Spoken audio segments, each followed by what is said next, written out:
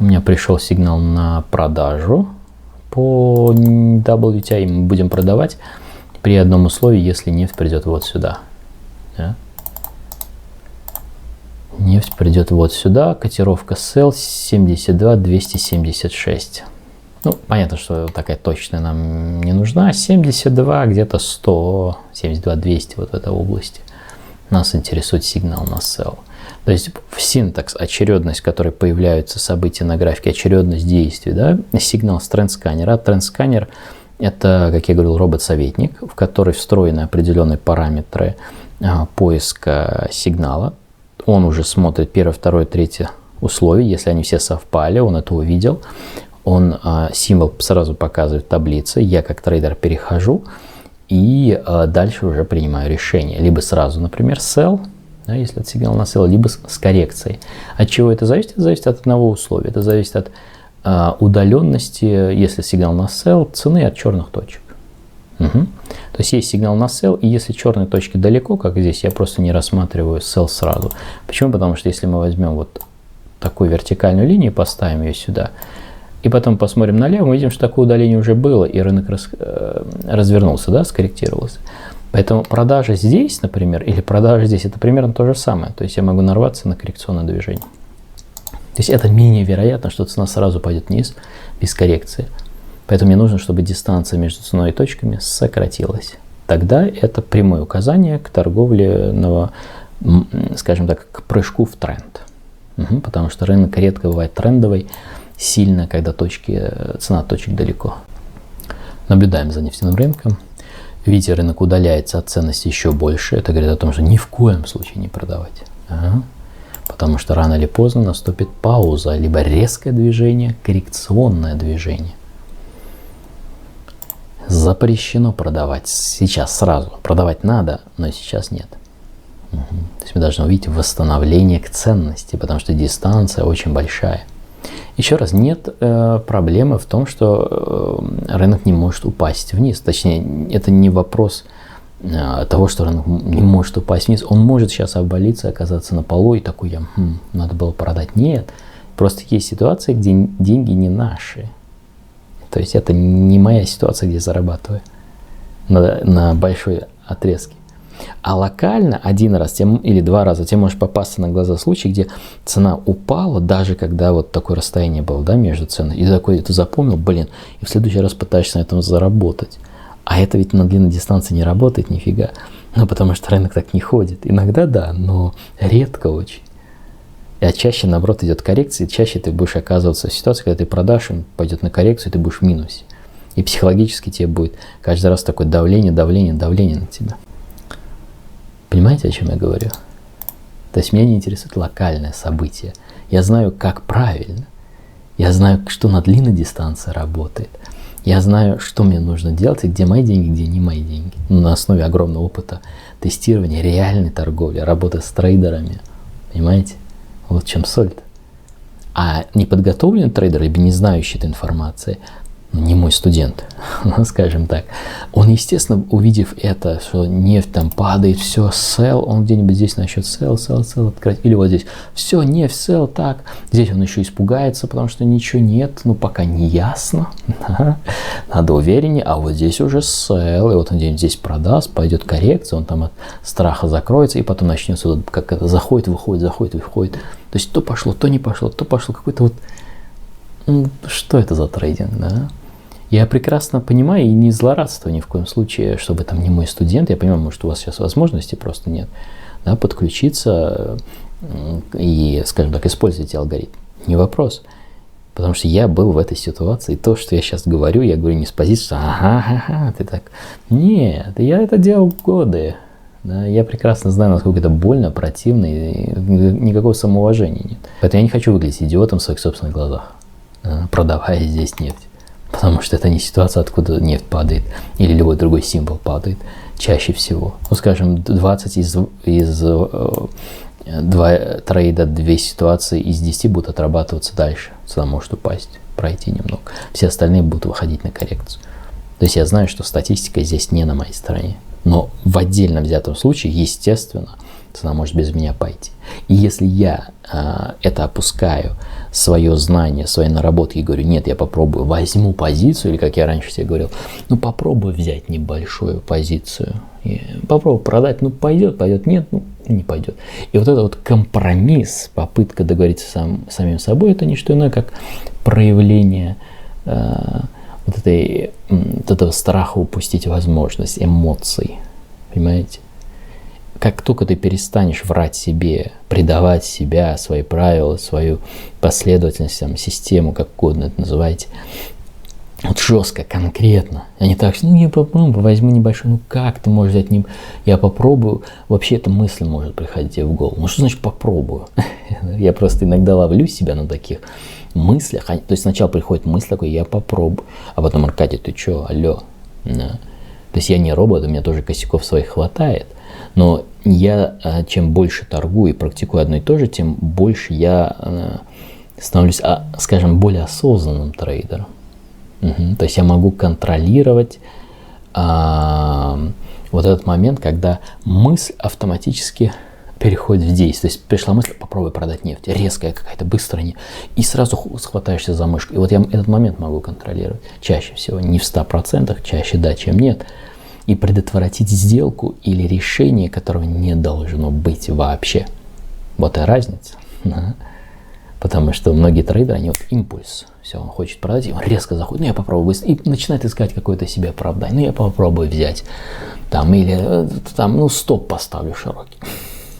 Ну, короче, вот вы поняли, да? Понимаете, нет? Ставьте лайк, если да.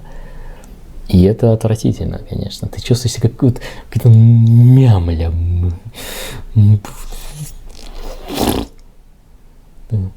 Какая-то обвисшая, как, я не знаю, как это, сухофрукт какой-то.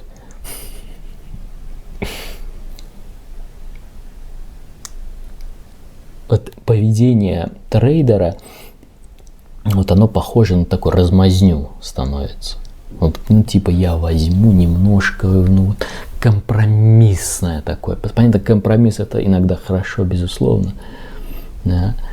Но не делай так, не надо это делать. Нет сигнала, идет рынок, пусть идет, не твои деньги просто, твои придут. А если ты начнешь лезть не в свое, не там, где твое, то получишь по рогам чаще всего.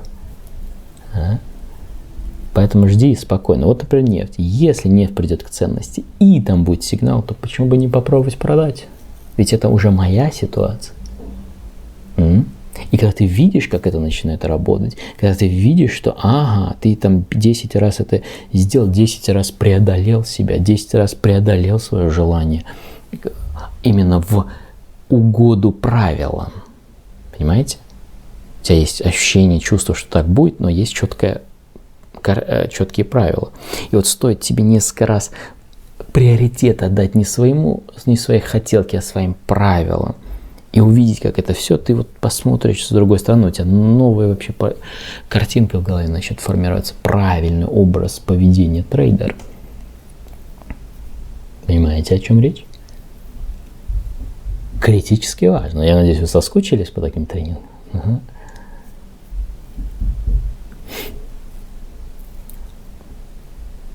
И даже если ты будешь сидеть там полчаса, полтора часа, и у тебя не будет ничего, но при этом ты будешь понимать, почему у тебя нет решения, то ты делаешь сумасшедший прогресс вперед, а не так, что тебе любой ценой надо открыть сделку. У тебя прям, я не знаю, в одном месте чешется, что ты не можешь не открыть сделку просто.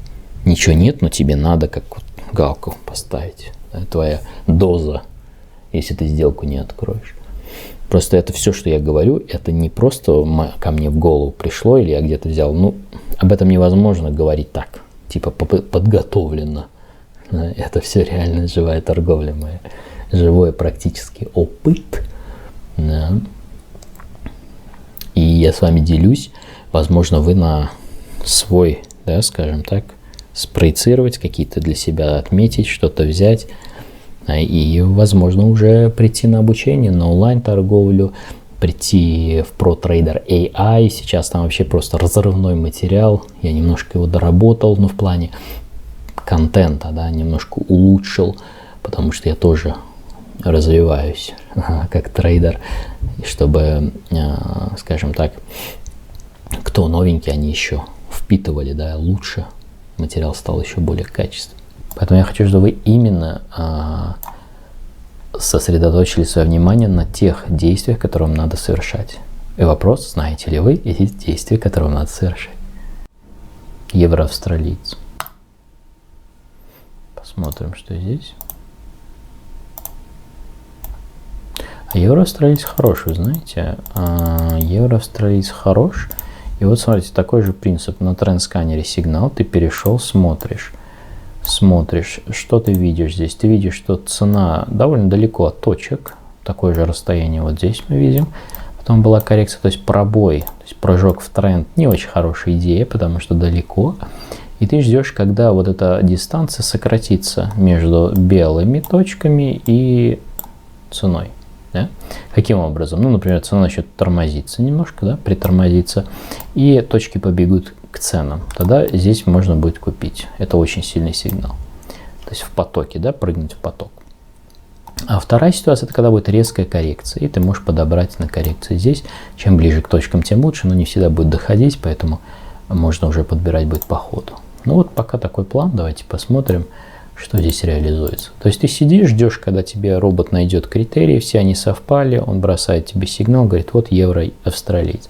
Ты перешел, смотришь точки, цена далеко или близко, это дополнительный важный фильтр. Для чего этот фильтр мы используем? Для того, чтобы понять, можно ли сразу купить. Угу. А в базовом сценарии мы всегда ждем коррекцию. Почему? Потому что как раз тренд-сканер, он показывает точку 1.63 с копейками, ну, скажем, 1.63 в районе волатильности вот этой зоны. Угу. То есть здесь buy. Это база. Но у нас также есть сигнал, когда можем прыгнуть сразу, ведь коррекция может не быть. То есть на случай, если нет коррекции, как действовать? Прыгать сразу в тренд. А когда мы можем прыгнуть сразу в тренд? Когда точки близко к ценам. Тогда это работает великолепно, без коррекции, да, естественно. Тогда можно прыгнуть сразу в тренд. То есть, если вы новенькие и вы не совсем поняли, это нормально. Еще раз объясню, что меня интересует, когда я торгую на пробой, минимальная дистанция между ценой и точками. Вот я хочу покупать, когда расстояние небольшое. Я не хочу покупать здесь, я не хочу покупать здесь. Это неинтересно. Почему? Потому что рынок движется вот так. Если ты каждый раз покупаешь где-то здесь, здесь, здесь, обычно это точки страха, да, потому что когда уже долго растет, тебе больно, ты не удерживаешь, на максимуме покупаешь. Да? А за счет того, что у меня есть система, которая говорит о том, что рынок растет, я это вижу, и я менее подвержен этому состоянию или вообще его не испытываю, ну, потому что объективная информация, она у меня есть на графике. Не основана на ощущениях, а объективная информация. Поэтому я понимаю, что здесь, например, поздно. Да, иногда в начале пути, когда ты только начинаешь систему мою применять, немножко тяжело в плане, может быть, терпение, да, тебе прям не ты вот здесь уже страдаешь, больно тебе, блин, она растет, и система говорит, нельзя, я не могу. И потом, переждав, перетерпев, ты уже понимаешь важность системы, ты понимаешь важность вот этого алгоритма, насколько он эффективен, и начинаешь в это верить, и прекращается твое эмоциональное вот это вот давление, эмоциональное состояние, испуг, страх упустить возможность, оно уже уходит, не так влияет на твое решение. Но нужно тебе через это пройти, потому что вот в моменте, когда вот здесь все растет, все, я не могу. Ну, страх.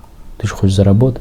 А не цена идет в твою сторону, куда ты ждал, например, да, и ты не зарабатываешь, это убыток, считай. Потому что мозг никак это не различает. Что минус реальный, что минус, что цена идет, и ты даже не в сделке, но все равно тебе кажется, ты теряешь бабки, то это такая же херня. Да.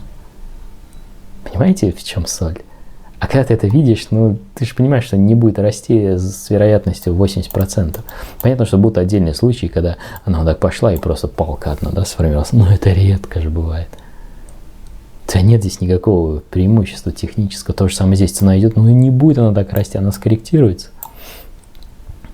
А ты здесь купишь и от страха потом здесь вообще закроешь. И у тебя получится, что и ни там, ни сям, да.